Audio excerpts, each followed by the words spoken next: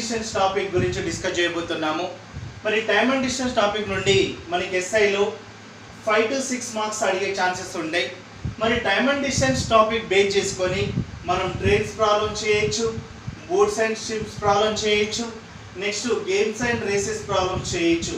చూడండి, మనం time and distance topic కంప్లీట్గా మనం నేర్చుకుంటే దాన్ని బేస్ చేసుకుని ట్రైన్స్ ప్రాబ్లం డిస్కస్ చేయొచ్చు, బోట్స్ అండ్ షిప్స్ ప్రాబ్లం చేయొచ్చు, నెక్స్ట్ వన్ తీసుకుంటే గేమ్స్ అండ్ రేసెస్ ప్రాబ్లమ్స్ కూడా మనం చేయొచ్చు. మరి టైమ్ అండ్ డిస్టెన్స్ టాపిక్ ఈ విధంగా ఈ టాపిక్ ఎన్ని క్వశ్చన్స్ ఉంటాయి, ఎన్ని డిఫరెంట్ టైప్ ఆఫ్ మోడల్స్ ఉంటుంది ఒకసారి చూడండి. ఈ రోజు నుండి ఈ టాపిక్ నుండి మనం ఇక్కడ 130 to 150 క్వశ్చన్స్ ఈచ్ టాపిక్ నుండి మనం ప్రాబ్లమ్స్ డిస్కస్ చేద్దాం. మరి 130 to 150 ప్రాబ్లమ్ డిస్కస్ చేసినప్పుడు అందులో లో level to high level questions మనం డిస్కస్ చేయొచ్చు. అంటే క్యాట్ కానీ నెక్స్ట్ మ్యాట్ లెవెల్ క్వశ్చన్స్ అనేది మనం డిస్కస్ చేస్తాం. మీరు ఈ రోజు నుండి మ్యాథ్స్ కావచ్చు, నాన్ మ్యాథ్స్ కావచ్చు, మీరు ప్రతి ఒక్కరు నేర్చుకోవాలనుకుంటే ఈరోజు టైమ్ అండ్ డిస్టెన్స్ టాపిక్ నుండి మీరు స్టార్ట్ చేయండి. కంప్లీట్గా బేసిక్ నుండి లాస్ట్ టఫ్ మోడల్ క్వశ్చన్స్ అంటే CAT level, MAT level questions ఏ విధంగా ఉంటాయి, మరి మనకి లాస్ట్లో ఏపీలో మరియు టీఎస్లో మీన్స్ ఎస్ఐ మీన్స్లో అడిగిన క్వశ్చన్స్ ఎలా ఉంటాయి, సో వాటిపైన డిస్కస్ చేద్దాం ప్రతి టాపిక్కి. సో ఈరోజు మనం టైమ్ అండ్ డిస్టెన్స్ బేసిక్స్ ఎలా ఉంటుంది, సో దానిపైన మనం ఒకసారి చూస్తే ఒకసారి చూడండి. బేసిక్స్ ఏ విధంగా తీసుకోవచ్చు అని అంటే మనం టైమ్ అండ్ డిస్టెన్స్ అంటే ఇక్కడ డిస్టెన్స్ ఫైండ్ అవుట్ చేయాలి, మనం స్పీడ్ ఫైండ్ అవుట్ చేయాలి, మనం టైం ఫైండ్ అవుట్ చేయాలి. డిస్టెన్స్ దూరం ఫైండ్ అవుట్ చేయాలి అని అంటే మనం ఇక్కడ స్పీడ్ని టైం తోటి మల్టిప్లై చేస్తే మనకి డిస్టెన్స్ వస్తుంది. మరి స్పీడ్ ఫైండ్ అవుట్ చేయాలి అని అంటే డిస్టెన్స్ని ఇక్కడ టైం తోటి డివైడ్ చేస్తే మనకి స్పీడ్ వస్తుంది. మరి టైం ఫైండ్ అవుట్ చేయాలంటే డిస్టెన్స్ని మనం స్పీడ్ తోటి డివైడ్ చేసేది అది టైం చేయొచ్చు మనం. ఇక్కడ చూడండి, అంటే చూసుకోవచ్చు, ఓకే కాదంటే డిస్టెన్స్ స్పీడ్ ఇక్కడ మనం టైం అనేది తీసుకున్నాం. మరి ఇక్కడ డిస్టెన్స్ స్పీడ్ టైం ఏ విధంగా ఉండాలి అంటే కిలోమీటర్లో ఉండాలా, మీటర్లో ఉండాలా అనేది మనం ఒకసారి చూస్తాం.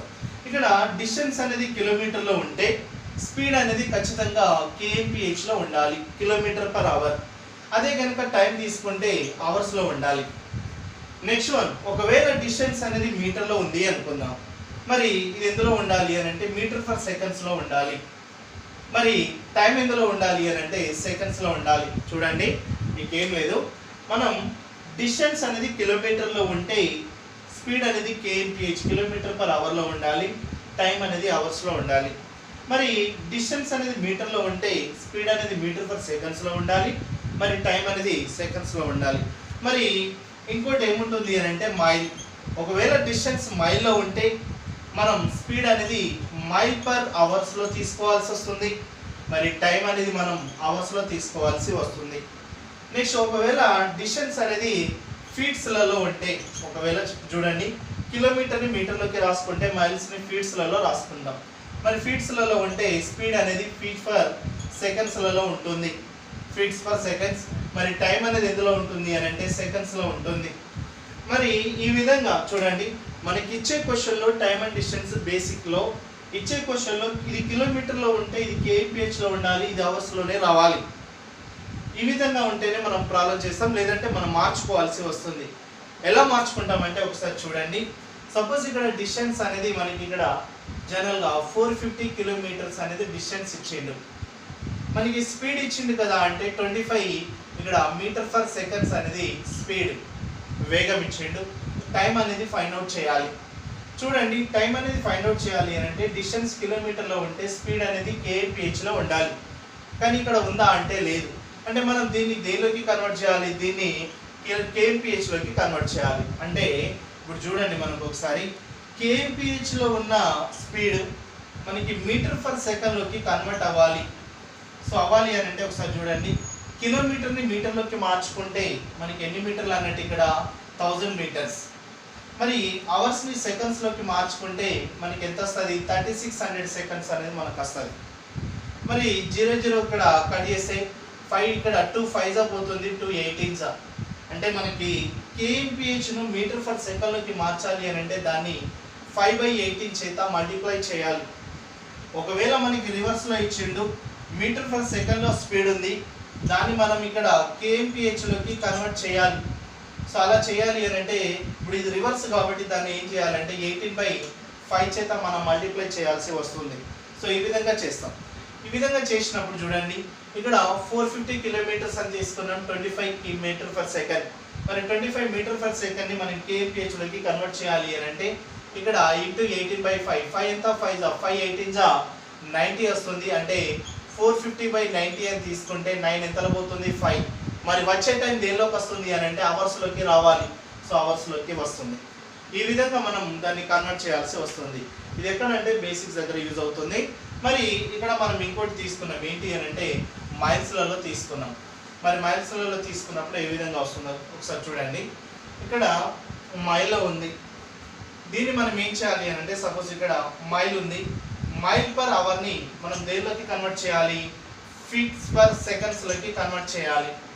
మరి అదే ఫీట్స్ పర్ సెకండ్లో ఉంటే స్పీడు, దాన్ని మనం దేనిలోకి కన్వర్ట్ చేయాలంటే మైల్ పర్ అవర్స్లోకి కన్వర్ట్ చేయాల్సి వస్తుంది. మరి ఏ విధంగా చేస్తామంటే ఒకసారి చూడండి.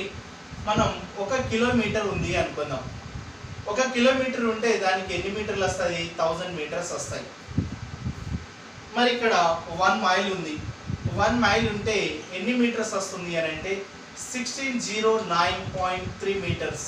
చూడండి 1 కిలోమీటర్కి ఎన్ని మీటర్స్ వస్తున్నాయంటే 1000 మీటర్స్. 1 మైల్కి ఎన్ని మీటర్స్ అంటే 1609.3 మీటర్స్.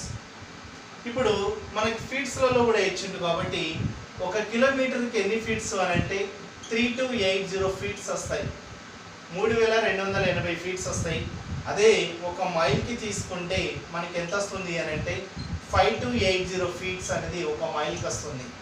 5280 ఫీట్స్ అనేది 1 మైల్కి వస్తుంది. మరి మనం చేయాల్సింది మైల్ పర్ అవర్ని ఫీట్స్ పర్ సెకండ్లోకి మనం కన్వర్ట్ చేయాలి. కన్వర్ట్ చేయాలంటే ఒకసారి చూడండి మనం ఏ విధంగా కన్వర్ట్ చేస్తామంటే ఇక్కడ మైల్ని ఫీట్స్లోకి రాసుకుంటే ఎన్ని ఫీట్స్ వచ్చినాయి, 5280 ఫీట్స్ ఇది తీసుకుంటున్నాం.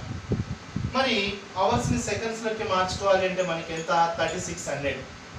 మరి ఇక్కడ 00 కట్ చేస్తే 6, ఇక్కడ 6 60, 6 8 48, 6 8 48. మరి 4 తీసుకుంటే 4 15 4 22. అంటే మనం ఇక్కడ మైల్ పర్ అవర్ను ఫీట్స్ పర్ సెకండ్లోకి కన్వర్ట్ చేయాలంటే దాన్ని 22/15 చేత మనం మల్టిప్లై చేయాలి, గుణించవలసి ఉంటుంది. మరి రివర్స్లో ఇచ్చినప్పుడు ఏం చేస్తామంటే అదే రివర్స్ అయిపోతుంది, 15/22 చేత మనం మల్టిప్లై చేస్తాం. ఎగ్జాంపుల్గా ఒకసారి తీసుకుంటే 45 మైల్, ఇక్కడ మైల్ పర్ అవర్ ఉంది, 45 మైల్ పర్ అవర్. దాన్ని మనం ఫీట్స్ పర్ సెకండ్లోకి కన్వర్ట్ చేయాలి. మరి చేయాలి అని అంటే 45ని మనం దీంతో 22/15 చేత మనం మల్టిప్లై చేస్తే 15 5 22 5 15 3 తీసుకుంటే 22 3 మనకి 66 ఫీట్స్ పర్ సెకండ్స్ అనేది మనం స్పీడ్ తీసుకోవచ్చు. ఒకవేళ రివర్స్ అనుకుంటే మాత్రం మళ్ళీ 15/22 అనేది మనం తీసుకోవచ్చు. ఈ విధంగా మనం కన్వర్ట్ చేసుకోవాల్సి ఉంటుంది. ఇది టైమ్ అండ్ డిస్టెన్స్లో ఇంపార్టెంట్ అండి. ప్రతి ప్రాబ్లం బేసిక్ ప్రాబ్లం దగ్గర మనం మీటర్ పర్ సెకండ్ నుండి కేఎంపిహెచ్లోకి, కేఎంపిహెచ్ నుండి మీటర్ పర్ సెకండ్ నుండి, మరి మైల్ పర్ అవర్ నుండి ఫీట్స్ పర్ సెకండ్, ఒకవేళ రివర్స్ అడిగితే ఫీట్స్ పర్ సెకండ్ నుండి మైల్ పర్ అవర్లకి కన్వర్ట్ చేయాలి. మరి ఏ విధంగా చేయాలి అనేది కూడా మనం తీసుకున్నాం. ఇంకోటి ఇంపార్టెంట్ ఏంటి అని అంటే దీనిలో ఇంపార్టెంట్ ఫస్ట్ ఒక కాన్సెప్ట్ తీసుకుంటున్నా, సెకండ్ కాన్సెప్ట్ ఇంపార్టెంట్ అండి.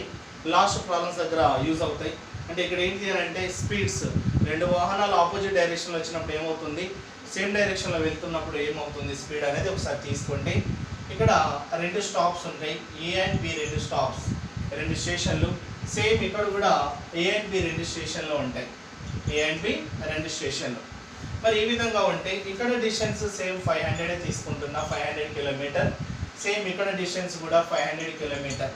ఇక్కడికి వచ్చేసరికి 2 వాహనాలు ఆపోజిట్ డైరెక్షన్లో ప్రయాణిస్తున్నాయి. ఇక్కడికి వచ్చేసరికి 2 వాహనాలు సేమ్ డైరెక్షన్లో వెళ్తున్నాయి. ఇక్కడ ఆపోజిట్ డైరెక్షన్ గురించి డిస్కస్ చేస్తున్నాము, ఇక్కడ సేమ్ డైరెక్షన్ గురించి డిస్కస్ చేస్తున్నాం. మరి ఇక్కడ ఏ విధంగా ఉంటుంది అని అంటే ఒకసారి చూడండి. Distance 500 kilometre okay. మరి స్పీడ్ అనేది ఇక్కడ జనరల్గా మనకు ఒకటి 30 kmph అనేది ఇచ్చిండు, ఇక్కడ 60 kmph అనేది ఇక్కడ స్పీడ్ అనుకుందాం.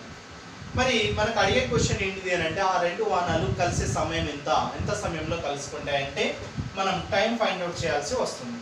టైం ఫైండ్ అవుట్ చేయాలంటే మనకి ఏం కావాలి, డిస్టెన్స్ వైజ్ స్పీడ్ కావాలి.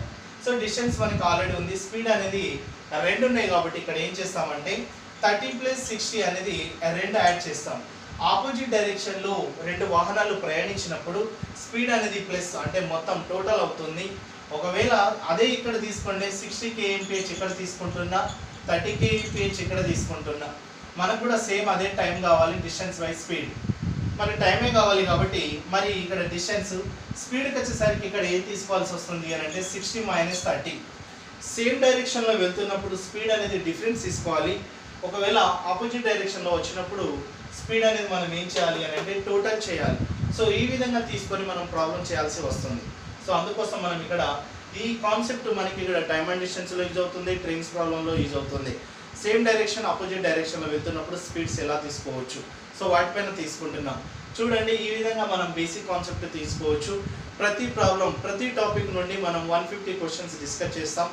మీరు ప్రతి ఒక్కరు మ్యాథ్స్ కావచ్చు, నాన్ మ్యాథ్స్ కావచ్చు, ప్రతి ఒక్కరు దీన్ని ప్రాక్టీస్ చేయండి. CAT level, MAT level questions లాస్ట్లో ఏపీలో మెయిన్స్లో అడిగాడు. ఎస్ఐ మెయిన్స్లో మనకి చాలా డెప్త్ క్వశ్చన్, లెంత్ క్వశ్చన్స్ అడిగాడు. సో ఆ లెంత్ క్వశ్చన్ షార్ట్ కట్ ఎలా చేయొచ్చు అనేది మనం ఒకసారి దానిపైన ప్రతి టాపిక్ పైన తీసుకుంటాం. క్లియరే కదా. సో మీరు ఎలాంటి బుక్ ఎక్కడ తీసుకున్నా కూడా ఒక టాపిక్ మనం టైమ్ అండ్ డిస్టెన్స్ టాపిక్ కంప్లీట్గా మనం ఎక్స్ప్లెయిన్ చేస్తే మీరు ఏ బుక్ తీసుకోవాల్సిన అవసరం లేదు, ఏ బుక్ నుండి ప్రాక్టీస్ చేయాల్సిన అవసరం ఉండదు. మరి ఇక్కడ మనం 150 క్వశ్చన్ డిస్కస్ చేసాం మనం కదా. సో చేసిన తర్వాత కూడా మనం ఒక 200-200 బిట్స్ ప్రాక్టీస్ బిట్స్ ఇస్తాను. సో ఆ ప్రాక్టీస్ బిట్స్ మీరు ప్రాక్టీస్ చేయాలి వాటిని. సో దాని సొల్యూషన్ మీరే తీసుకోవాల్సి ఉంటుంది. ప్రతిదీ తీసుకోండి. RS Agarwal, new RS Agarwal English version ఉంది కదా, అది కంప్లీట్ ఎక్స్ప్లెనేషన్ వస్తుంది. ఓకే కదా. సో మీరు ప్రాక్టీస్ చేయండి, దాన్ని యూజ్ చేసుకోండి. సో ప్రాబ్లమ్స్ మనం ఫస్ట్ ప్రాబ్లమ్స్ నుండి 150, 130 to 150 ప్రాబ్లమ్స్ వరకు కంప్లీట్గా సీక్వెన్స్గా ఎక్స్ప్లెయిన్ చేద్దాం. క్లియరే కదా. సో నెక్స్ట్ వీడియోలో మనం ప్రాబ్లం గురించి డిస్కస్ చేద్దాం.